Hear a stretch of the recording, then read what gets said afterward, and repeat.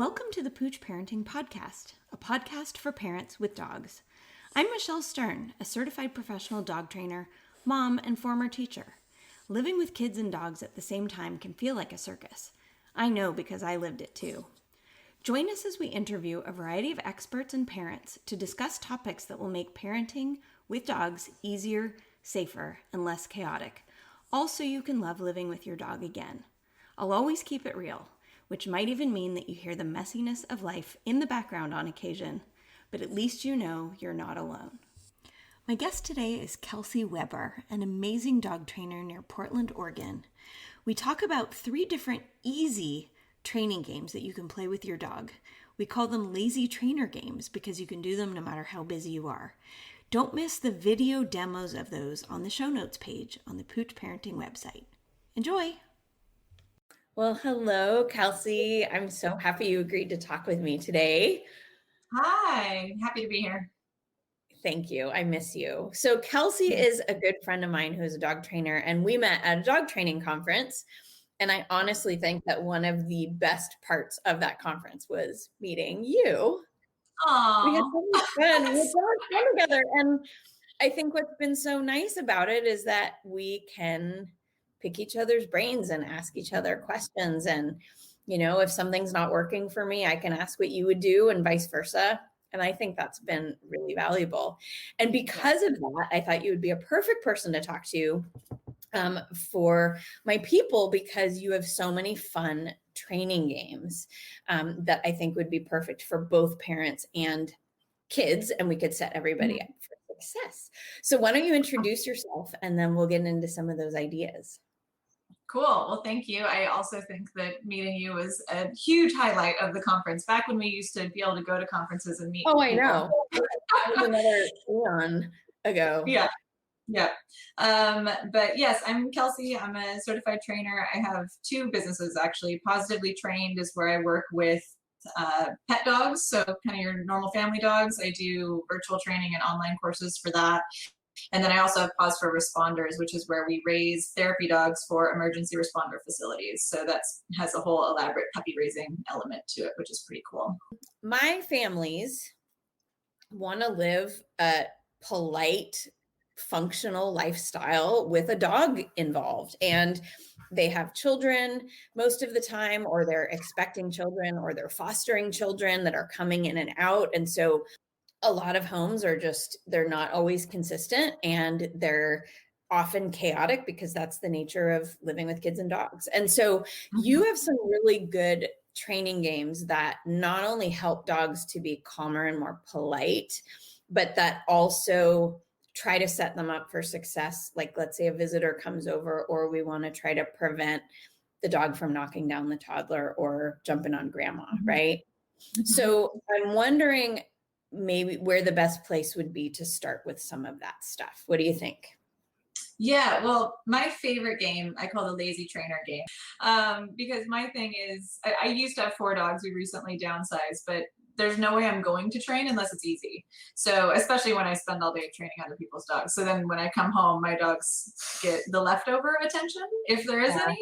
And so I want my training exercises to always be really easy to incorporate into my normal routine. So lazy trainer is like the easiest of all the options. And it's amazing what a difference it makes, especially for my clients that are maybe working from home, that didn't used to be working from home, teaching some good like office skills for the dog. But definitely if there's kids in the household and you want to teach the dog to relax in their own space, which can be hard if they are very used to being, you know, maybe the only child before the human child came into the picture. So this is a good one to incorporate for a lot of reasons. Do you want me to demo? I would love it, because I have a puppy sitting right here that is looking at me and is like, and I'm thinking, I'm going to practice lazy trainer as you teach them. I'm going to teach him. Right. That's perfect. I always would rather play with the dog than just sit and talk anyway. So I'm going to grab her. And so with this one, I always start with some sort of management tool. So I really like to use a tether. This is literally just a leash a leash with some good teeth marks in it at this stage. So it's a leash that's tied to the wall inside the closet. So the people who aren't seeing this, like if somebody downloads the audio, I do want to point out that the leash length is about 18 inches or so that's sticking out. Is that about right? It's longer. It's probably like 4 feet or so. Oh, okay. Okay. And so I basically just have this leash hooked up, and I clip it to her collar. If you want to do a harness or whatever, that's fine too. Okay. And then she has a mat that she can lay on. She doesn't have to for this game, but it's available for her to lay on if she chooses to. She's going to do this really fast because she's done this a lot. So the point is that I clip her on her tether, and then I walk outside of her radius where she can't reach me, and I sit down. So I just sit in my chair, and I am watching her out of my peripheral kind of, but I'm not really paying attention to her, if that makes sense. And then as soon as she laid down what she did just there, I just toss her a goodie. I don't even say anything. I just throw her a piece of food. So I have a really big dog. She's like 95 pounds. So I have a pretty big target, which is nice for throwing my food. But that's partially why I do a big mat or a dog bed or something like that, because I can throw the treats onto that mat too, and that'll work. I typically do a pretty big mat so that I can throw the treats on the mat, and that'll prevent the bouncing a little bit. I do generally just use their dog food, so like kibble I'll do this with. But if you are worried about treats bouncing, doing something that's a little bit softer and a little bit flatter works a little better. So I'm using these jerky pieces that I'm breaking up, so they just don't bounce quite as much. Even there, it bounced, of course, under the closet door, I think. There we go, she got it. But the idea with this game is because I'm sitting down, that was the only cue for the dog. I didn't tell her to lay down. I didn't really give her any information. But because I'm sitting down and not paying attention to her, that means that if she lays down, she's going to get paid. So it's up to her to make that decision. But the context is that I'm sitting down, paying attention to something else. Oh my gosh. I love that. So your cue essentially is you sitting down. So if you're working in an office or it's time for you to get ready for a conference call or something, you sit down, the dog then lays down.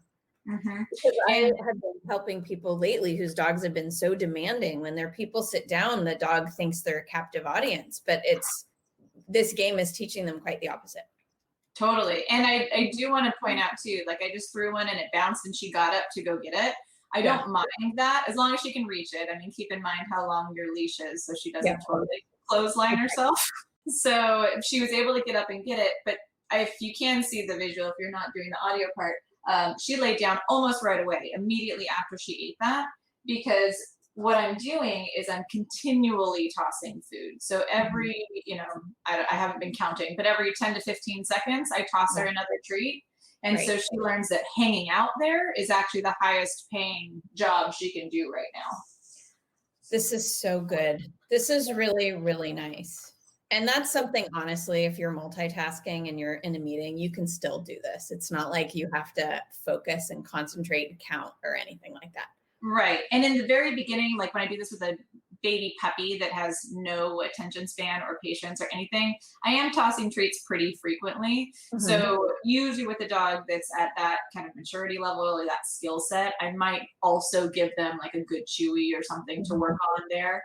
But for my older dogs or the dogs that get more practice with this, you can start spacing out those treats more and more and more. And for using Katya as an example, she'll sit through an entire hour Zoom session just laying on her bed the whole time. And I don't have to continue to reinforce her at this stage, but it's because we do this every day when I, quote, go to work, right? When you log into your meetings. I have taught people to do mat training, and this is a very similar concept where the mat goes down and the dog knows to lay on the mat. But the problem is, especially for young dogs or immature dogs, regardless of their age, they still can pop up, but they can then walk anywhere they want. And what you're doing here is you're saying, honestly, I don't care that much what you're doing in that region, but I'm out of your range, and so is the rest of the room. And so this is your region, and this is where you need to be for the foreseeable future. So the tether is giving the dog more structure and preventing them from failing, actually. And it's not mean. I mean, your dog, like you showed me, it's 3 or 4 feet long. The dog just can't walk over to you, but your dog can still get up, stretch, turn around, get comfortable. But really, I mean, she's looking for the next cookie that's going to come at some point. And then she'll put her head down and she might just take a rest. So it's amazing. I like that. I also will do this because tether doesn't work in every setup. So putting the dog on the other side of the baby gate, same exact thing. The dog can't reach me. They can't get into too much trouble, hopefully, if that area is relatively puppy proof for them. But there's that barrier. And so same thing, if there's a barrier between you and I go sit down and do something else, if you lay down at that barrier, I will toss treats at you. And I love that also because I can imagine a nursing mom, or you know, you're in the baby's room and the dog's on the other side of the baby gate, and the dog is still kind of with you because they're right there on the other side of the gate, and they can lay down and relax. You can easily have one hand free while you're feeding the baby to just chuck treats across the room or whatever. Yeah, and what I do just in my own setup, you can't see my desk right now, but I just have a little like mason jar of treats on my desk. And what I've noticed, this is a pro tip, is that if you do a jar with a lid, then your dog typically doesn't try to jump on your desk and rip the treat bag off and shred the bag into a million little pieces. So, I don't know what you're talking about. It's never happened to me before. Yeah, not once. And it doesn't go through the laundry if it's in a jar. Yes. Other pro tip. Yes, exactly. So I just have a little jar that sits on my desk. Or the other time I do this game a lot is actually when I am in the kitchen doing dishes. That's like my number one time that I practice this outside of office time. Is I open the dishwasher, and I mentioned before that I raise a lot of puppies in my house, and they all happen to be Labrador puppies. And so the dishwasher is like the jackpot. Like that's the best possible place they could be. And so we do this game a lot while I'm doing dishes. And so I have a little jar just right on the kitchen counter too. It is so funny you said that, because my service puppy, Yara, who you heard all about before, she was Lab Golden, and she would climb into the dishwasher lickety split, like as fast as you could blink an eye. And he was licking all the spoons. And then Pippin, who's a small breed dog, he fits perfectly in there. And so he just goes right in as well. And it's, you know, you never know what's on a spoon. It could be chocolate ice cream, which is dangerous. So we need to make sure that, as funny and cute as it is, it's really not appropriate. Yeah. Yeah. And some people might think kind of gross. I think it's kind of funny when the dog like cleans my spoon afterwards. Oh, you're gonna clean it. It's okay. You let your dog lick you. I don't see the difference. Yeah. Same thing with that version of this exercise. The dog goes on a tether, and then I open the dishwasher, and they can do whatever they want. But if they lay down, the treats start coming. And so the dishwasher actually becomes the cue in that context as well. And my most recent puppy, if I open the dishwasher, it happens to make this really awful squeak right now when I open it. So if I open the dishwasher, he runs to his mat and lays down. I don't even have to use the tether with him anymore. That is so cute. I think what I like about this, and this is something that I need to get better at myself so that I feel more successful as a dog trainer, which is this concept of errorless learning, which is essentially just means that the dog can't make a mistake, right? That dogs that make mistakes and are constantly hearing corrections like, no, stop that, cut it out. Not only do you annoy yourself by being that person who's doing that, but you're not building a lot of confidence in your dog, and your dog gets frustrated because they're being told they're doing something wrong, but you're not actually telling them what to do right. And so with this game, the dog is doing something right by default because they can't move and they can't fail. So I'm really, really drawn to this idea. Yeah. And I will say the two, I might elaborate on more than two, but the two main ones that I think of, the two main problems that the dog could do, one would be barking, because she could easily be barking from her mat or barking from her tether. So I do practice this not in a meeting first. the dishwasher, like it's not the best behavior, but it doesn't matter. I could sit there and ignore the barking. Yeah. Provided the baby's not taking a nap, right? You want to start this game in a situation where if the dog doesn't make that mistake, you can just kind of wait and let them work up to that correct answer. Okay. So kind of keep that in mind, because some dogs will bark from there. What I do, kind of just a quick little tangent to address that, as long as the dog is not panicking, I will just kind of sit here and I'll wait and I'll just kind of ignore until they offer what I'm looking for and then reinforce that. Okay. If the dog is panicking on the tether, then that's a side note. We need to go back and do some more training there to teach them to not panic, because I don't want to ignore a panicking dog. Okay. Yeah, absolutely. No, I'm really glad you pointed that out. I think barking, a demand barker or a frustration barker, that the dog is just irritated that it's stuck somewhere. That's a very real possibility. That's a good point. So, and also probably starting for shorter periods of time, right? You're not going to do an hour-long Zoom call with this for the first time, but maybe what you do is you go reheat your coffee in the microwave for the 10th time that day, or I'm projecting. Well, my family, their biggest joke with me is half the time they open the microwave, there's a cup of tea in it from like a day ago. And we just laugh because I completely forget that I put it in there. Yes. But the idea that, maybe what we do is we keep it for really brief periods of time where, okay, I'm about to go heat up my coffee. So this is a perfect 1 minute time where we can practice this behavior and it doesn't build frustration because it's new. Yeah. So I think that's a really good idea. All right, let's move on to your next idea. Well, I mentioned that there were two things and I don't want to leave them hanging. The other problem behavior she might have would be destructive chewing on the stuff around her, like the mat or the leash or that sort of thing. Right. So again, exactly to your point, really short sessions, lots of treats in the beginning, so they're getting paid pretty heavily for the correct choice. And if you need to leave them with a really good chewy so they have that other option, then that might be a good tip for that too. Okay. Otherwise, I kind of ignore all their behavior until they lay down and then I start paying. Okay. Yep. Okay, we can move on now. Okay, good. No, that was so good. Okay.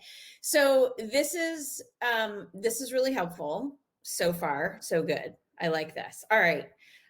Let's pick another scenario. You were talking to me, and I'm not sure the best sequence, actually. I don't know if you have an idea of what the most logical thing is to do next. Otherwise. Yeah. So we had kind of talked about some different training games to kind of brainstorm what would be the most helpful. And the other one is kind of a similar concept to this. It's teaching the dog how to lay down and be relaxed in an environment that might not be the most relaxing for them. So I call this the ground manners game. Okay. Basically what we do is we teach the dog that when I'm sitting on the floor, because again, I have a lot of puppies. And so if I sit on the floor, that's like fair game, right? So that's when the puppies bite my hair. Yes, every time. And, I since I've been teaching this game, a lot of my clients have been like, oh my God, I can tie my shoes without getting mauled by the puppy. That's apparently a big concern for a lot of my clients, is tying their shoes. But think about all the different times that you sit on the ground. You want your dog to be polite and appropriate when that happens, especially if there's young kids in the house. But you can also do this with the kids. The kids can play this game as well if they're old enough to kind of grasp that concept and the timing. Okay. With any games that I have the kids teach, which as a side note, that first game, the lazy trainer, absolutely you can have the kids play that game too. That's pretty easy, provided they can get the treat to the dog. Right. That's the skill they need. Yeah, right. Yeah. But with all of the games that I have kids play with the dogs, I just always have the adults teach the dogs first. So the dog knows what the point is and how to get the goodies. And then I help coach the kids as a separate kind of tier to that. So this is something that the kids can absolutely play as well, after your dog kind of has an idea of how to do it. So for this one, I'm going to reorganize here. So the ground manners game is, like I said, if I sit down on the ground, I want her to practice laying down calmly. So what I do to start this is I just toss a treat so that she's distracted. Okay. And then I have some goodies with me and I'm going to kneel down on the ground. And as she runs up, initially, I'm just going to toss that treat away from me. Okay. Because I don't want her to just run up and maul me right away. Got it. So she walks up, I toss a treat, and she goes and gets it. And then once I feel like she's kind of slowing down a little bit and not just charging at me full speed ahead, then what I do is I have my handful of goodies. I know she's kind of blocking the camera because she's ginormous. I have my handful of goodies, and so when she runs up, I just let her smell the treat, and provided she already knows down, this will go a lot faster, but I just lure her to the floor, give her a goodie here, and then I toss another one for her to go chase. Nice. So she runs up to me, I lure her to the floor with my treat. As soon as she lays down, she gets a goodie, and then I toss another one for her to go chase. And so what she's learning is when I'm on the ground, she runs up to me, lays down, and then she gets to practice that again by chasing that treat. So I'm working on the approach part of it.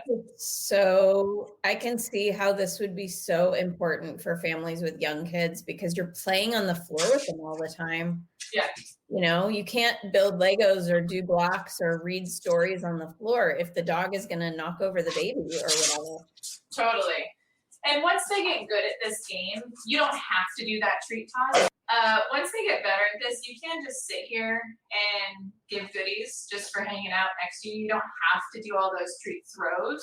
But the throwing is nice if you have a dog that's a little bit higher energy. They can kind of play a game basically and burn some crazy out, let them run around a little while you're just sitting in one spot. I mean, again, lazy training is my jam. So I didn't move during that whole process. I love that. Yeah, I just stayed right here. And so, yeah, you can definitely just continue to reinforce as the dog is here. And just like with the last game, in the beginning, you're doing lots of goodies, really short sessions, making it really simple. And then as they get better at this, you can space out those treats and not feed nearly as frequently. And the dog, again, associates that because you sat on the floor, that means it's time for them to just lay down next to you. Right. I love that cue. I love that. It really just shows the dog that you don't have to be bait, you know? Yeah. Yeah. And then as they get better, I don't know if you saw her last round there, but as they get better, what I do is I just hold the treats in my lap. So I just have my hands closed with treats in them and I just let them rest in my lap. Mm-hmm. And so she just walks up and lays down because again, that's part of the cue. For this game, just like with the last one, I don't like to tell them to lay down for this. I want to wean off of all of that extra help because my real life is I'm not thinking about that in the moment. In the moment, I'm thinking about tying my shoes or I'm thinking about grabbing the tennis ball that rolled under the dresser and I'm like down on the floor trying to grab the tennis ball and the dog is like messing with me. So in the moment, I'm not thinking, put the dog in a down, tell them to stay, then go grab the thing. Yeah, I think people are so used to telling dogs what to do all the time. I would love to get rid of some of that. Yeah, so this is a great way to kind of shape this behavior of when I sit down on the floor, you just walk up, lay down, and then get paid for hanging out with me in a calm way. If she's too wiggly and can't sit still, then I'll just do more of those tosses in between. Mm-hmm. And that way she can, like I said, burn off some energy. And it still prevents you from being mauled, which is huge. Yes. Yeah, with long hair. You have long hair too. So that was like the target for young puppies. That's the most exciting thing. It is. It really is. My scalp is quite tough, thank God, because, you know, the ponytail has become quite a chew toy at times. Yeah. Yeah. But yeah, I think about too, again, if we're working on this with kids, you can have the kids sitting next to you doing this game so that you're still here to prevent any potential drama if they're going to be kind of a pushy puppy. But the kid can be doing this exact exercise where they have the goodies. And it's also teaching her to not climb into my lap to get the treats, right? I have treats in my lap, but she's laying just in front of me, which is nice. And that's a good skill for dogs with kids because kids tend to drop treats when the dogs jump all over them. Well, and they tend to just be the source of food anyway. Like, I mean, there are some families that have rules around snacks and meal times where we only eat at the table, but there are other families that, you know, my sister included, where, you know, kids carry food all over the place, you know, and then the dogs can just follow along and either hoping and praying that they spill or being more subversive and like poking the kids so the kids love the food, right? And that's the last thing we want. Yeah. I don't want my kids being mauled to get snacks. I'd rather it be a default. Well, even just kids are not the cleanest of eaters, so generally there's some leftovers around their face and their fingers and their clothes. Everything. Yeah. Yeah. I know. They're sticky. They're sticky. Helping that bubble a little bit too, because she's laying right in front of me. And then I'm feeding her the treats where she is. I'm not letting her come take the treats out of And I noticed she's being polite. Like she's not poking you. She's not being annoying in any way. She's just waiting because she knows that consistency has demonstrated to her that you are going to pay her when she makes the right choice. Right. Yep. Excellent. So yeah, that's another really big one. And I just do that. You'll get your squats in. I just do that around the house. I'll just randomly like go to a different point of the house and kneel down on the ground, and the dog runs up, gets some goodies. I might toss a few, and then I'll get up and I'll go sit somewhere else, and the dog comes up and lays down. And I just kind of move that around. But again, it's a good one for the kids to play if they're good with their timing and can manage that, especially like just rainy day game. I mean, you can do this all around the house, right? Around the living room and up and down the hallway and all that kind of stuff. I think that's really, really good. I'm loving both of these, especially because having also raised puppies myself, you forget that you have to start from the beginning. Yeah, totally. Cool. I have one more for you. Do you have time for one more? Yes, I do. So this one is actually very similar to what we just did. We're just changing the context and we're changing the position, basically. Okay. So I call this next one, Say Please to Say Hi. With Say Please to Say Hi, how I teach it with my clients is there's actually multiple versions of this because there's a lot of different scenarios where your dog might be greeting a person, whether it's you coming home or your kid just coming out of the bedroom or a stranger coming in the house or a stranger out in public or whatever. There's a lot of different scenarios where your dog might have to do a greeting. And so I have a lot of versions of this exercise, but this particular one I label as the loose version, which is the dog is loose and they're coming up to you and what are you gonna do about it so that you don't get jumped on? So the setup for this, because we've been doing a bunch of calm games, she's probably gonna be pretty calm during this demo. But the setup is you walk into the room, the dog is already charging up to you, excited to say hi. So that's going to be your initial piece. And so what I do with that one is very similar to how we started this game, is I'm going to just toss a piece of food so that she learns that she can run up to me, but then I'm going to basically distract her with a goodie so she's not able to practice the jump. Okay. So just to get her started, I'm going to toss a piece of food so she's not next to me. Okay. And she's not going to be running full speed because she's already pretty chill. Yeah. But she comes up to me and I just show her the food and toss it before she's able to touch me. So I basically think I'm kind of creating this like bubble right in front of me, this little perimeter. Yeah. So anytime she comes close to me, I toss a treat before she's able to make contact so that we're not practicing that pushy behavior. She's given me that personal bubble. So that's the next step, is that once she starts slowing her feet down and kind of giving me that space, because before, every time she approached that bubble, I would toss food, approach the bubble. Right. Okay. Yeah. So now that she's anticipating that I'm about to toss food, she kind of put on the brakes a little. So once they get to that stage, then I lure into a sit. Then I'm going to lure her into that sit with my food. Good. Give her a goodie and then toss. Okay. So I'm just adding that little step. When you have a dog that's excited to see you, it's really hard for them to keep their feet still. Yeah. So they usually, we call it tap dancing in our house. They usually are tap dancing all around. Even if they have 4 feet on the floor, they're busy, right? Because they're very excited. So if you throw that treat, it allows her to be excited and have this nice explosive behavior that's away from you, not onto you. This is so good. It makes so much sense. I mean, I'm imagining like the poor tired mom who's carrying the car seat and a bag of groceries coming home. The dog is so happy you're back home. And the last thing you need is to be hit with that tornado. Yeah. And with this game, we're teaching our dog to slow down as they approach us and then ultimately to sit at a range where then they can get rewarded. Because again, we'll train everybody to have jars of treats all over their house. So you'll have one near that door that you walk in. So yeah, I have one, same thing. I mentioned I have one in my office by my desk. I have one on the kitchen counter, and I have one on a little shelf in the garage. So I come home, I grab those goodies, and I walk in the door from the garage, and the dogs all swarm. And so that's a really good time to do those food scatters. Yeah, that's how I answer the door if somebody comes to the door. And people laugh at me, and because they expect that I'll have some perfect behavior where I cue each dog and they go sit, sit, sit, or whatever.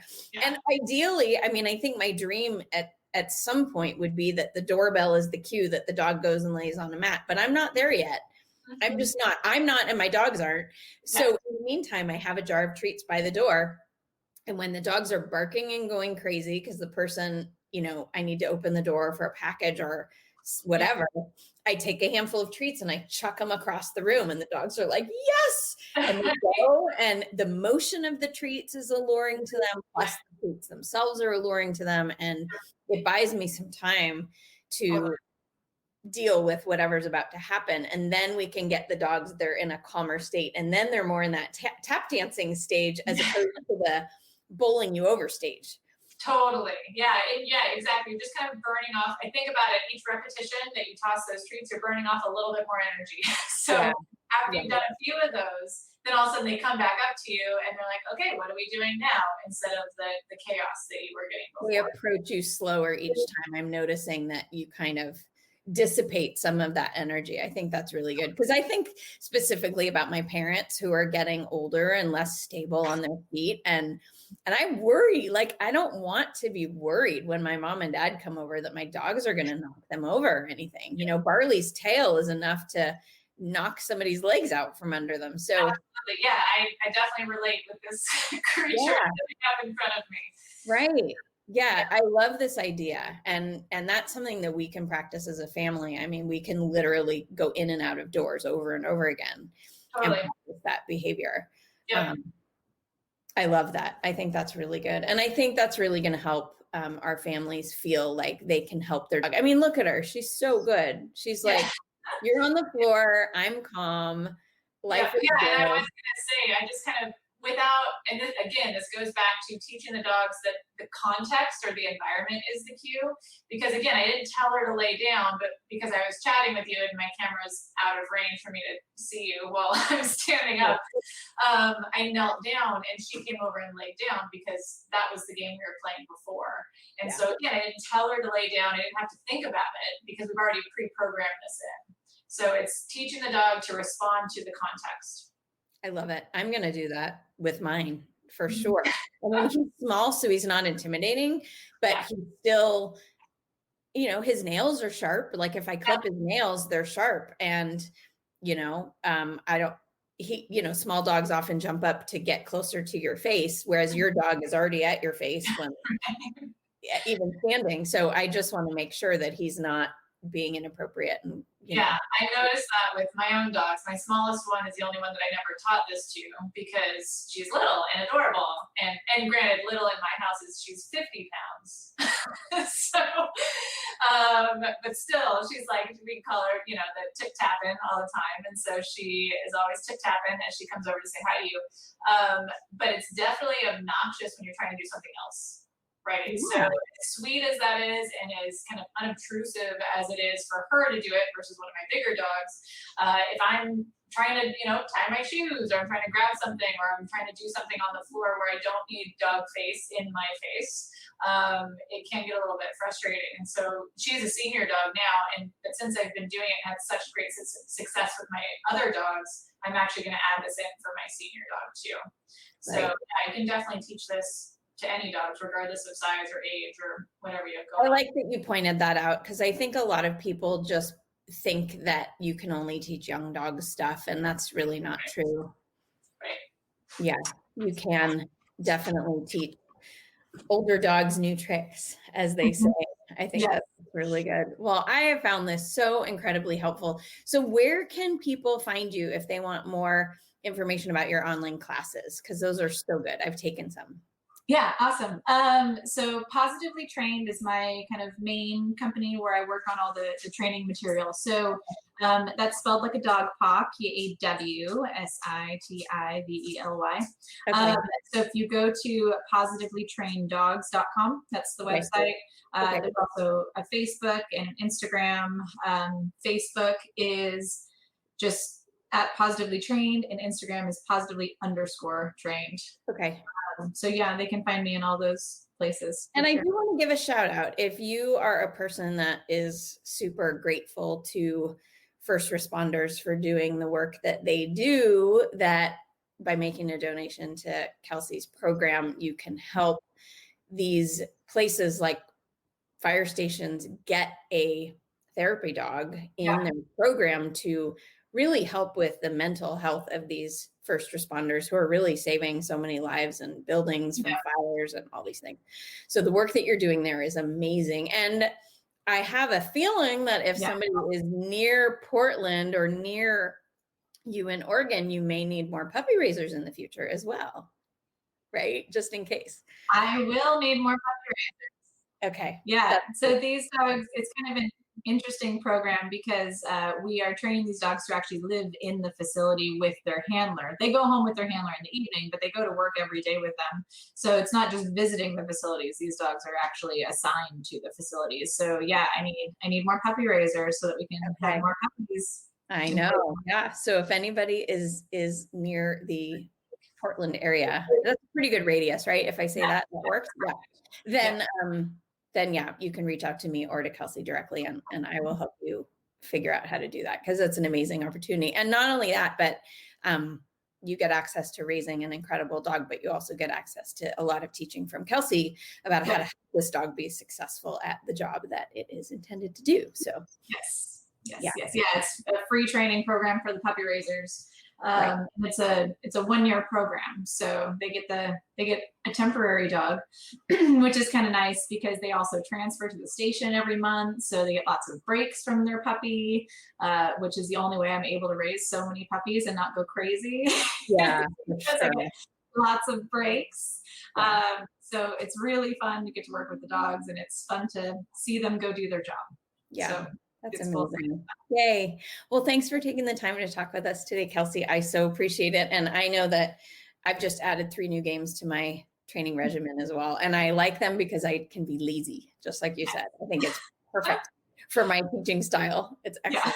All right. Thank you, sweetie. And I'll talk to you soon. All right. Bye. Thank you.